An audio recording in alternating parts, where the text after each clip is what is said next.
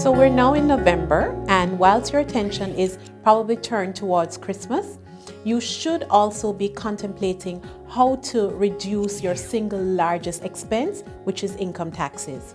Actually, your tax planning should have started from the beginning of the year, say January, February, and then you refine it after the provincial and federal budget. And then towards the end of the year, like now, you should just be fine-tuning to make sure that the plan still makes sense. However, we still have 2 months left in the year, so even if you didn't follow this structure, it's not too late.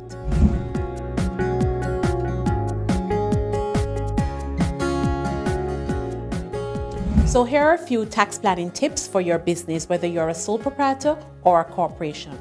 1, you should pay reasonable salaries to your family members before the year end.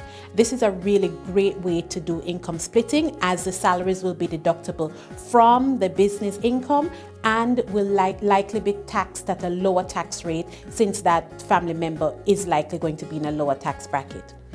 If you withdraw monies from your corporation to deal with your personal expenses, then you must now consider how to characterize those funds. Are they dividends or are they salary?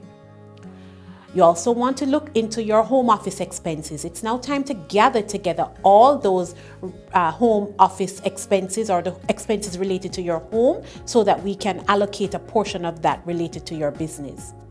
You should also be putting together a travel log, which shows the kilometers that you traveled for business purposes.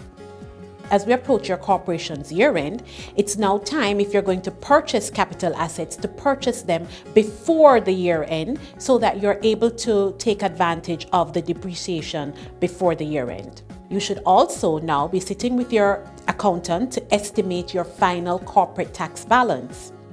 Now, if your corporate tax balance is much less than you anticipated, then this is a great way to deal with your cash flow management, because then you will be able to defer some of your installments, because then you won't necessarily be needing all of that money to pay towards your installments.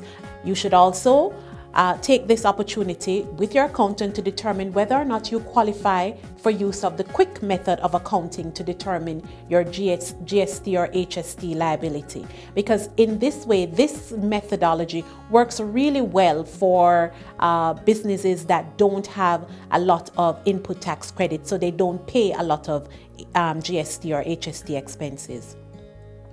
If you're a sole proprietor, now is a good time to consider whether or not incorporating your business makes sense. So usually when my clients come to me, and if they're grossing about anywhere between $90,000 to $100,000 and they don't need all of that money to live, then that is a time that we will crunch some numbers to determine whether or not it is a good time for them to incorporate. So I hope you found some of these tax tips useful for your business, and remember, try to get in as much as you can before December 31st. Thank you.